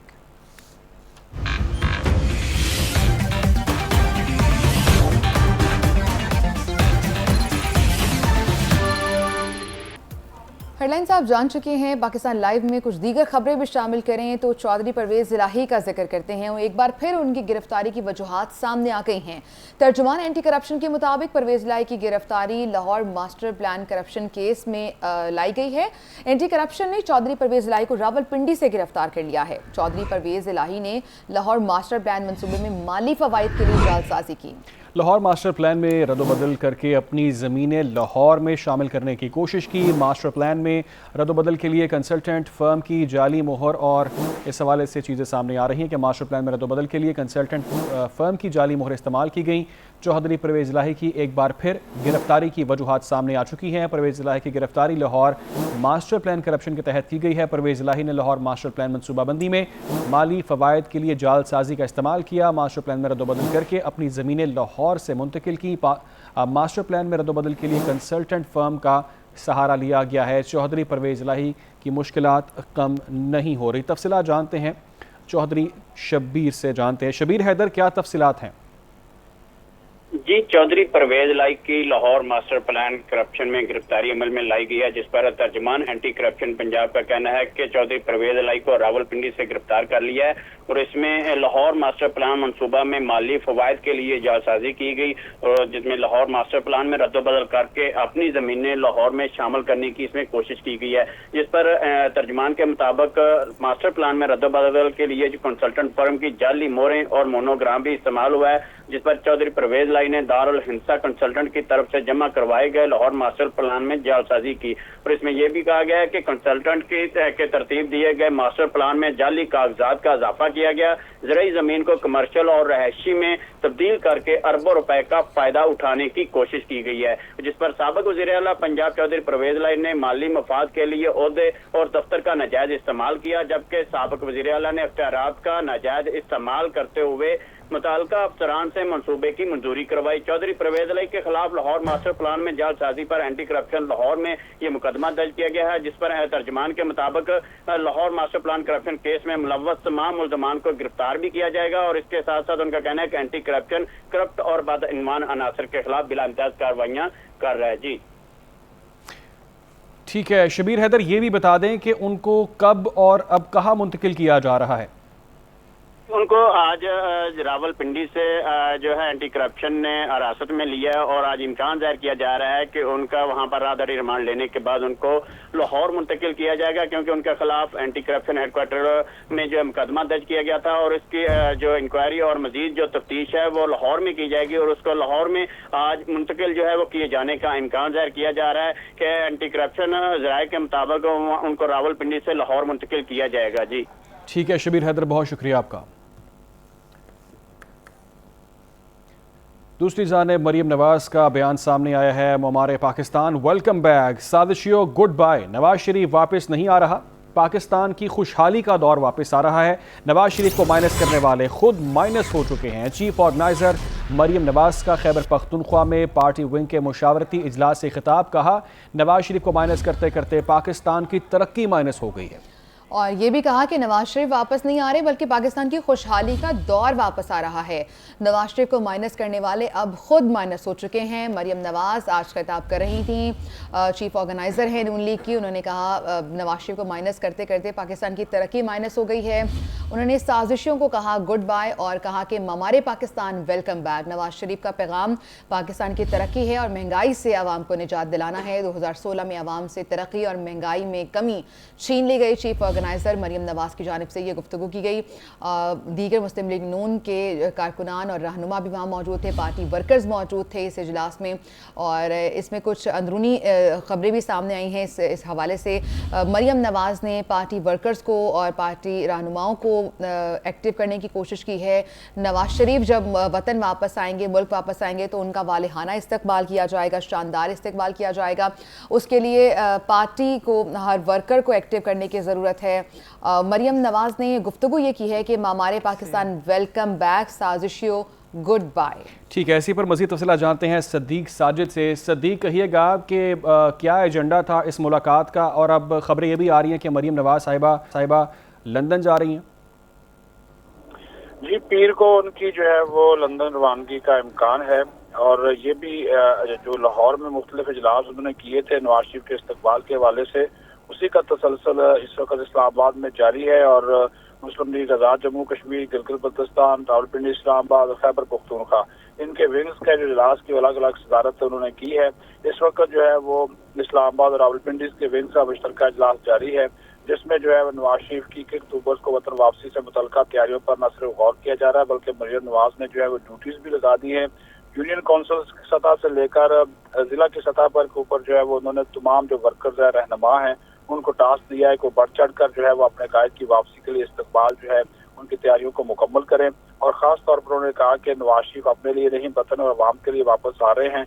और नवाज शरीफ को जब भी हटाया गया, पाकिस्तान और अवाम को गुर्बत और मुआशी तकलीफ जो है वो मिली है। साथ ही साथ उन्होंने ये कहा कि जो वर्कर्स हैं और रहनुमा हैं मिलकर जो है वो नवाज शरीफ के इस्तकबाल के हवाले से तमाम तर जो छोटे मोटे इशूज़ हैं उनको भी ख़त्म करें और बढ़ चढ़ कर जो है वो नवाज शरीफ की तैयारियों के हवाले से अपने जो मुकामी रहनुमा है उनका साथ दें। इस मौका पर जो है वो मुख्तलिफ जो ड्यूटीज़ थी और जो टास्क थे मुकामी रहनुमाओं को, वो भी दिए गए हैं। जी ठीक है, नुमाइंदा खसूसी सदीक साजिद, आपने आगाह किया, बहुत शुक्रिया आपका।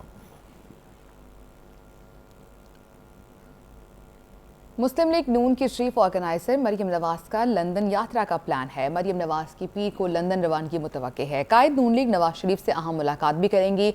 मौजूदा सियासी आइनी मामलात पर मुशावरत की जाएगी। ज़राए का ऐसा बताना है नवाज शरीफ के इस्तकबालिया प्लान के हवाले से ब्रीफिंग भी देंगी। ज़राए ऐसा बताते हैं कि नवाज शरीफ की वतन वापसी के प्लान पर हतमी मुशावरत भी की जाएगी। मरीम नवाज के दौरे लंदन में नवाज शरीफ की दाता दरबार हाज़िरी की तजवीज़ भी ज़ेर गौर है। मरीम नवाज पीर को रवाना हो रही हैं लंदन।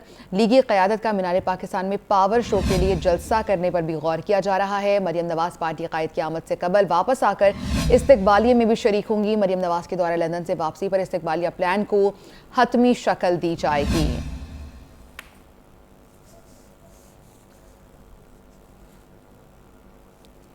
दूसरी जानिब बात करें पीपल्स पार्टी रहनुमाओं की, तो पीपल्स पार्टी रहनुमाओं का यह मौक़िफ़ है कि सियासी इंजीनियरिंग के बगैर फैसले किए जाएं। लेवल प्लेइंग फील्ड का मुतालिबा कर रहे हैं। कोई वोट को इज्जत दो के नारे से भागा तो हमारा क्या कसूर है। किसी का नज़रिया कभी वोट को इज्जत दो था, आज कुछ और है। हमें कहा गया सियासी पुख्तगी का मुजाहरा किया जाए। पुख्तगी का मुजाहरा किया तो आपकी हुकूमत बनी। फैसल करीम कुंडी और नदीम अफजल चंद दीगर रहनुमाओं के साथ लाहौर में प्रेस कॉन्फ्रेंस कर रहे थे और इस प्रेस कॉन्फ्रेंस में उन्होंने कहा कि लेवल प्लेइंग फील्ड का मुतालिबा करते हैं। उन्होंने क्या कहा, आपको दिखाते हैं। इस मुल्क में फ्री एंड फेयर इलेक्शन होना चाहिए। आज भी हमारी डिमांड यही है कि इलेक्शन कमीशन इलेक्शन की तारीख देने में क्यों कतरा रही है। आपने शेड्यूल तो दे दिया कि डिलिमिटेशन हो जाएगी 2 नवंबर 30 नवंबर तक। अब अगर कोई अपने वोट को इज्जत दो के नजरिए से भागा है तो इसमें हमारा क्या कसूर है। अब अगर कोई हम तो यही कहते हैं कि इलेक्शन हो और इस्लामी जमहूरी इत्तेहाद की तर्ज पे ना हो, 9 सितारे फिर ना इकट्ठे किए जाए। हम लेवल प्लेइंग फील्ड की बात करते हैं तो उसका मतलब है कि तमाम सियासी जमातों के लिए एक जैसा माहौल हो। इसमें कौन सा काबिल इतराज़ हमारा मुतालबा है हमारे चेयरमैन का या हमारी पार्टी का? तो मेरे ख्याल में बहुत सारे हमारे सियासी साबका इत्तेहादी जो हमारे हुकूमती इत्तेहादी तो हो सकते हैं, कभी हमारे नज़रियाती इत्तेहादी ना वो थे ना होंगे। तो मेरे ख्याल में क्योंकि अब हुकूमत तो रही नहीं, तो थोड़ा सा जब कोई अपने नज़रिए से भागा है तो हम तो अपने नज़रिए से नहीं भागे। ये पीपल्स पार्टी के रहनुमाओं की गुफ्तगू आपने सुनी। इसके अलावा सोशल मीडिया पर पाकिस्तान पीपल्स पार्टी मुस्लिम लीग नून के जो रहनुमा है ट्विटर पर ऑन फायर हैं। ख्वाजा साद रफ़ीक और शर्जील मेमन की लफ्जी गोलाबारी जारी है। ख्वाजा साद रफ़ीक कहते हैं कि सिंध में MKM, JUI और मुस्लिम लीग नून मिलकर अच्छा इलेक्शन लड़ सकते हैं। यही सूरत हाल रही तो अपना अपना इलेक्शन लड़ेंगे। Tata bye bye, see you soon. Sharjeel Memon ने जवाब दिया कि आपका बहुत शुक्रिया, हम इसके लिए तैयार हैं। इसके अलावा दीगर रहनुमाओं की जानिब से भी बयानबाजी का सिलसिला जारी है।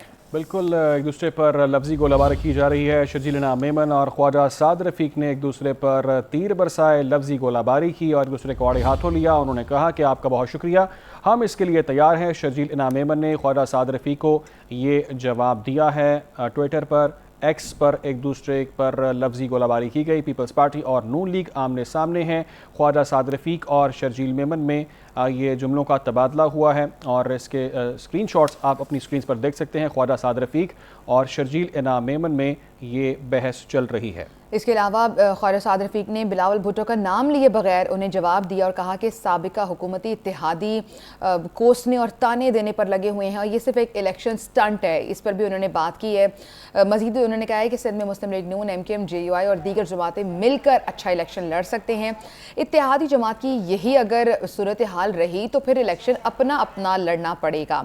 एक सूबा कंट्रोल करना कौन सी सियासी अवामी सियासत है? साद रफ़ीक कहते हैं कि ताकतवर सियासी अशराफिया को ख़रीद कर एक सूबे को कंट्रोल करना कौन सी अवामी सियासत है? उन्होंने नाम लिए बगैर पाकिस्तान पीपल्स पार्टी पर तनकीद की है। उनके जो लीडर हैं, उनके जो चेयरमैन हैं, उन पर तनकीद की है बिलावल भुट्टो का नाम लिए बगैर। इसके अलावा दीगर रहनुमा है जो मुस्लिम लीग नून के, वो भी तनकीद कर रहे हैं। एक खबर दें आपको खेल के मैदान से। हम ये खबर है, नसीम शाह कंधे की इंजरी का शिकार हो गए हैं। वर्ल्ड कप में शमूलियत सवालिया निशान बन गई है। नसीम शाह के कंधे का दुबई में स्कैन कराया गया है। नसीम शाह वर्ल्ड कप के अलावा 1 साल के लिए इंटरनेशनल क्रिकेट से बाहर हो सकते हैं। श्रीलंका से वापसी पर दुबई में नसीम शाह का कंधे का स्कैन करवाया गया है और ये खबर है, बहुत ही अहम खबर है कि नसीम शाह के कंधे का दुबई में स्कैन करवाया गया है। नसीम शाह वर्ल्ड कप के अलावा 1 साल के लिए इंटरनेशनल क्रिकेट से बाहर हो सकते हैं। नसीम शाह एशिया कप का मैच खेल रहे थे जिसमें वो इंजरी का शिकार हुए थे, जिसके बाद उन्हें मैच से बाहर होना पड़ा था। श्रीलंका के खिलाफ जो मैच था उसमें नसीम शाह टीम को अवेलेबल नहीं थे अपनी इंजरी की वजह से और अब उनकी इंजरी की ये खबरें आ रही हैं कि वो कंधे की इंजरी का शिकार है और 1 साल के लिए इंटरनेशनल क्रिकेट से वो बाहर हो सकते हैं। नसीम शाह पाकिस्तानी टीम के बहुत ही टॉप के बॉलर हैं और हमेशा से टीम को जो मैचेस जितवाने में नसीम शाह का बड़ा किरदार रहा है और हमेशा से जो अफगानिस्तान के ख़िलाफ़ उनकी परफॉर्मेंस होती है और बहुत ज़्यादा उनको सराहा भी जाता है। तो ये बड़ी अनफॉर्चुनेट खबरें आ रही हैं नसीम शाह के हवाले से कि वो 1 साल के लिए इंटरनेशनल क्रिकेट से बाहर भी हो सकते हैं। कंधे की इंजरी का वो शिकार हैं। वर्ल्ड कप है और वर्ल्ड कप में उनकी शमूलियत अब सवालिया निशान बन गई है। दुबई में उनके कंधे का स्कैन कराया गया है और कहा यह जा रहा है कि वो 1 साल के लिए इंटरनेशनल क्रिकेट से बाहर हो सकते हैं। इसके अलावा हारिस रऊफ भी बीमार हुए थे, उन्हें भी रेस्ट दिया गया था, वो भी इंजरी का शिकार हुए थे। चौधरी अशरफ हमारे साथ मौजूद हैं, उनसे डिटेल्स ले लेते हैं।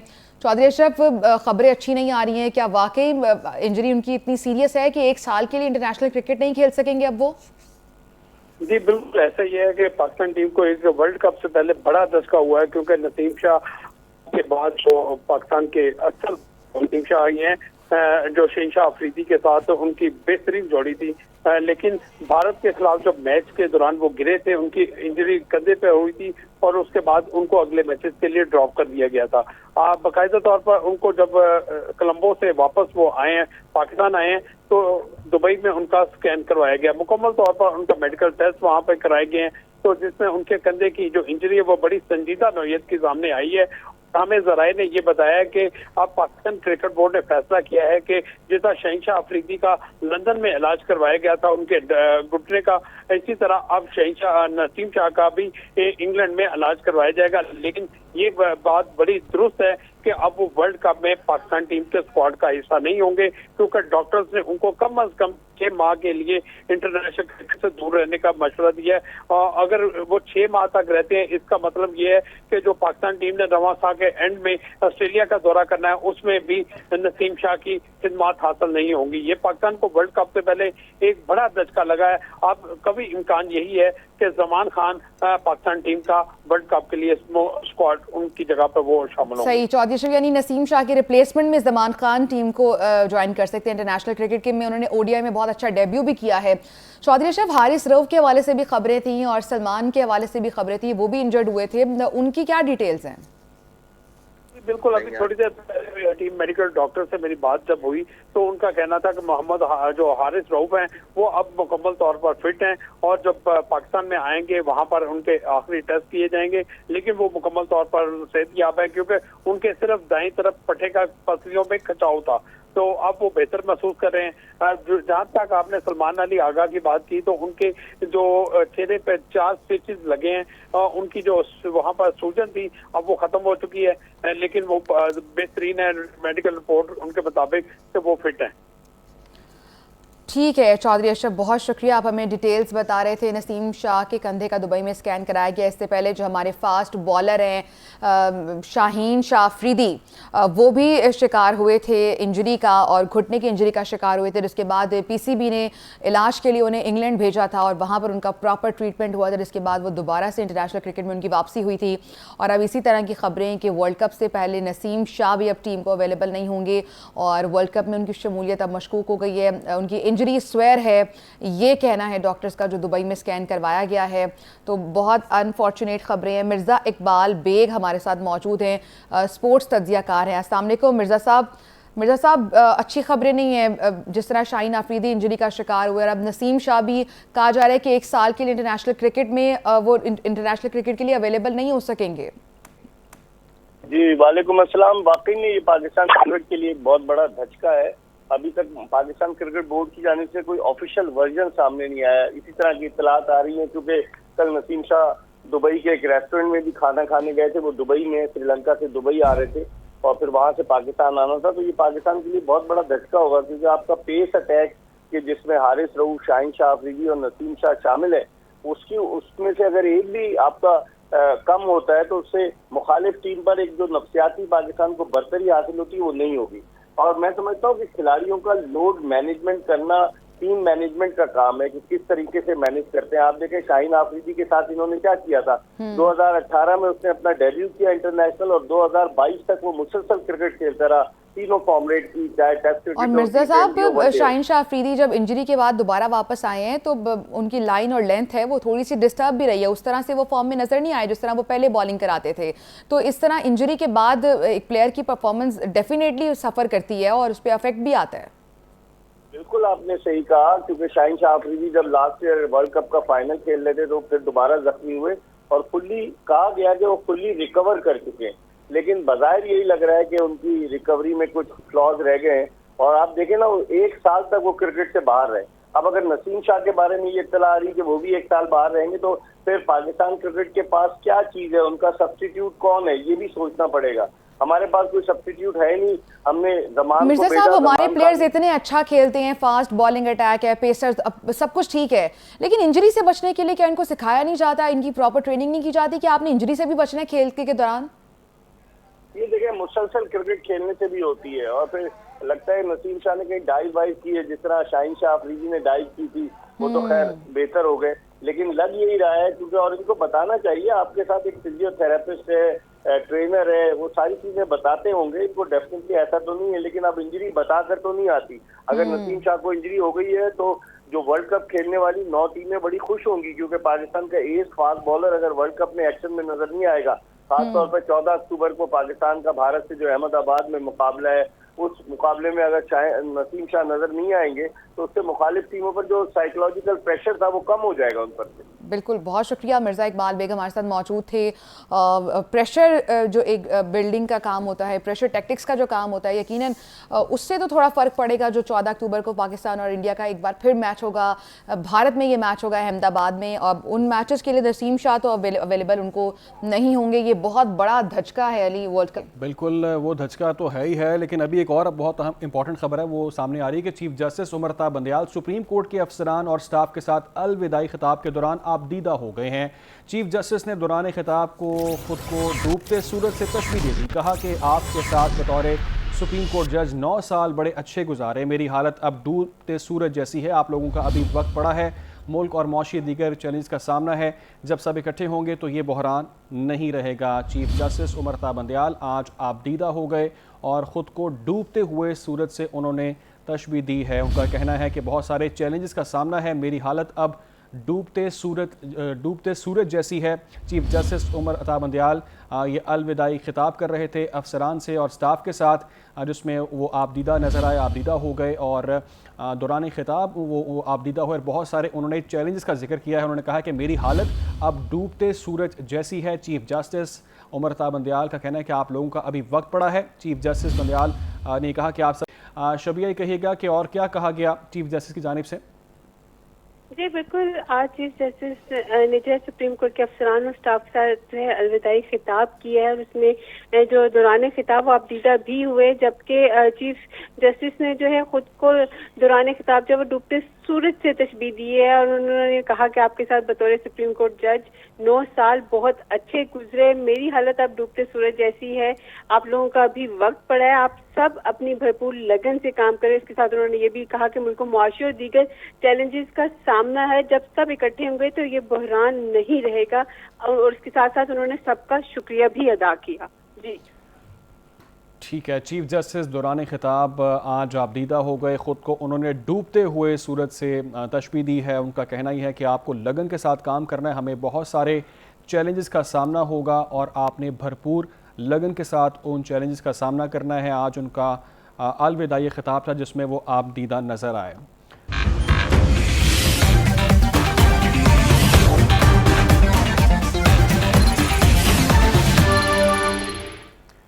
Welcome back to Pakistan live. अभी आपको बराह रास्त लिए चलेंगे मुस्लिम लीग नून के रहनुमा की जानिब से प्रेस कॉन्फ्रेंस की जा रही है। जाके हमने कोई कमिटमेंट्स नहीं की थी, हम भी जाके अपनी कारकर्दगी की बुनियाद पे बात करेंगे। पिंडी की कारकर्दगी हो और जैसे चोई साहब ने कहा बलूचिस्तान की हो, खैबर पख्तूनख्वा की हो, इवन इस वक्त जो बलूचिस्तान के अंदर जो तरक्की के जो मीनार खड़े हो रहे हैं उसकी बुनियाद भी मियाँ मोहम्मद नवाज शरीफ है। मेरा ख्याल है सवालात भी आ चुके हैं। सवाल ये है कि जारी बात है, आप रोजगारी पेट्रोल बम जो गिराए जा रहे हैं, सिर्फ ये बता दें आप क्या मंशूर लेके जाएंगे भाईजान। हम अपनी मैं देखें, इमरान जब भी कोई बंदा किसी के पास इंटरव्यू देने भी जाता है ना, जैसे हम इंतखाबी लोग हैं, इलेक्शन लड़ने वाले लोग हैं, जितने लोग यहाँ पे बैठे हैं सारे के सारे लोग जो हैं वो इस इलेक्शन से गुजर चुके हैं। कोई लोकल बॉडी से गुजर चुका है, कोई बड़े गुजर चुका है। वो उनकी एक सीवी होती है, तो हमारे पास बहुत बड़ी सीवी है, शहर की सतह के ऊपर भी, मुल्क की सतह के ऊपर भी। और फिर हम ये कहने जा रहे होंगे उस कारकर्दगी की बुनियाद के ऊपर कि ये वो शख्स था जिसने 3 दफ़ा पाकिस्तान को बचाया, जिसका नाम मियाँ नवाज शरीफ है। ये दोबारा इस मुमलकत खुदादाद पाकिस्तान को बचाएगा, लोग यकीन कर लेंगे।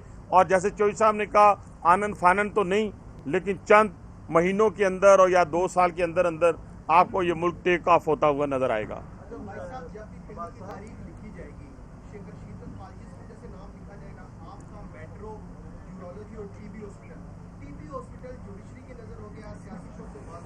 यस सर,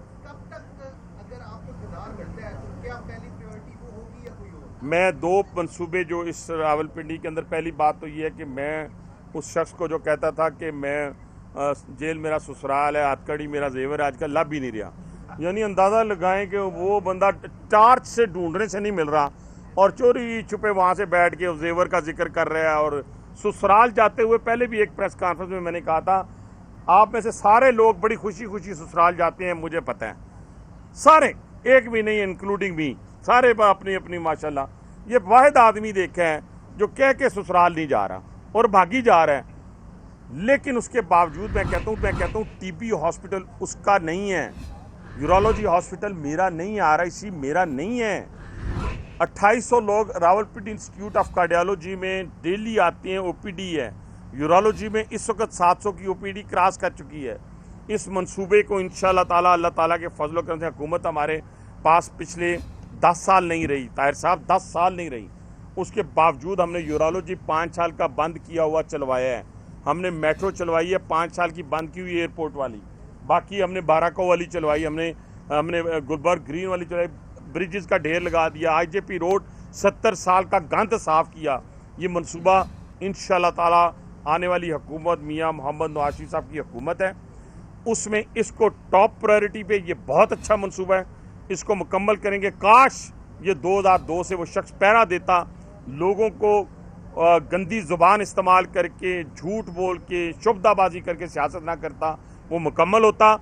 और दूसरा इंशाल्लाह हम जो आपकी यहाँ पे लई एक्सप्रेस है, ये दोनों मंसूबे जो है मेरी नज़र में हैं, हमारी सारी क़यादत की नज़र में हैं, इंशाल्लाह इसको मुकम्मल करेंगे। वाखिर दवाना अल्हम्दुलिल्लाह।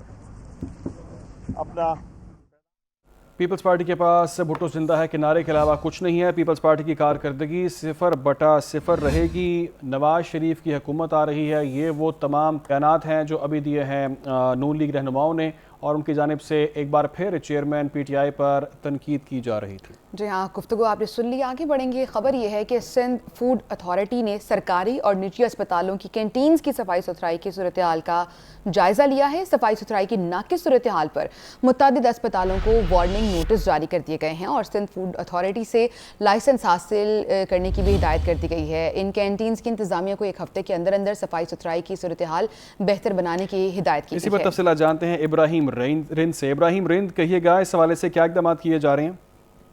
जी बिल्कुल, इस हवाले से बहुत अच्छे इकदाम किए जा रहे हैं। सरकारी अस्पतालों में, खासतौर पे तमाम बड़े अस्पतालों में director general Sindh food authority Agha Fakhar Hussain की हिदायत पर सिंध फूड अथॉरिटी की ऑपरेशनल टीमों ने सरकारी और निजी अस्पतालों की कैंटीनों का अचानक दौरा किया था और उन दोनों का मकसद यही था कि वहाँ पे सफाई सुथराई की नाक़िस सूरत हाल थी, जिसका जायजा लेना था। सिंध फूड अथॉरिटी की मुख्तलिफ जो टीमें हैं उन्होंने डाव अस्पताल में भी छापा मारा, वहाँ पे कैंटीनों को देखा, तमाम तर सूरत हाल को देखा, जबकि इसके साथ साथ इदारा मिराज कल्ब, कैंसर फाउंडेशन अस्पताल, सिंध गवर्नमेंट अस्पताल कतर औरंगी टाउन में, इंडस अस्पताल, सैफी अस्पताल, अब्बासी कलसूम समेत दीगर अस्पतालों का भी दौरा किया और वहाँ पे कैंटीनों का खासतौर पे वहाँ की सूरत हाल को देखा और वहाँ पे सफाई सुथराई की जहाँ पे नाक़िस इंतजाम थे वहाँ पे उनको नोटिस जारी किए गए। और इस हवाले से सिंध फूड अथॉरिटी की इंतजामिया ने उन तमाम कैंटीन के मालकान और अस्पतालों की इंतजामिया को कहा है कि वो फौरी तौर पर सिंध फूड अथॉरिटी से अपना लाइसेंस भी लें और जहाँ पे ये गफलत ठीक है, फौरी तौर पर इक़दाम किए जाएं। आपने अपडेट किया इब्राहिम रिंद, अपडेट करने के लिए बहुत शुक्रिया।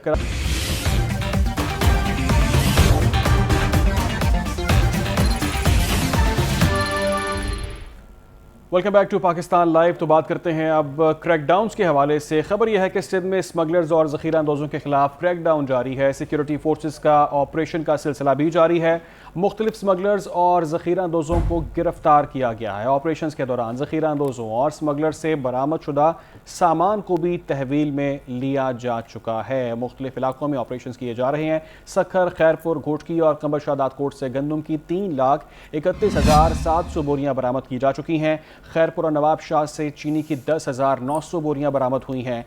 खैरपुर, सिंघार और घोटकी से यूरिया की 5,750 बोरियां शामिल हैं। कंबर शादात कोट से खाद की 1,000 बोरियां और खैरपुर से 83,200 लीटर खुर्दनी तेल भी बरामद किया गया है। मुल्क को मुआशी बहरान से निकालने के लिए सिक्योरिटी फोर्सेस का ज़ख़ीरा अंदोज़ों और स्मगलर्स के खिलाफ ऑपरेशन और कानूनी कार्रवाइयों का सिलसिला आइंदा भी जारी रहेगा। आगे बढ़ेंगे। लाहौर हाई कोर्ट में चीनी की कीमतों से मुतालिक दायर दरखास्तों को समाअत के लिए मुकर्रर कर दिया गया है। जस्टिस शुजात अली खान की सरबराही में 2 रुकनी बेंच 20 सितंबर को दरखास्तों पर समाअत करेगा। हाई कोर्ट में मुख्तलिफ शुगर मिल्स ने दरखास्तें दायर कर रखी हैं, जबकि सुप्रीम कोर्ट ने 30 रोज़ में चीनी की कीमतों से मुतालिक दरखास्तों पर फैसला करने का हुक्म दे रखा है। लाहौर हाई कोर्ट में चीनी की कीमतों से मुतालिक दायर दरखास्तें समाअत के लिए मुकर्रर कर दी गई हैं। जस्टिस शुजात अली खान की सरबराही में 2 रुकनी बेंच 20 सितंबर को समाअत करेगा। आज के पाकिस्तान लाइव से फिलवक्त के लिए इतना ही। अब आपको लिए चलेंगे प्रोग्राम इन फोकस की जानिब। देखते रहिए PNN।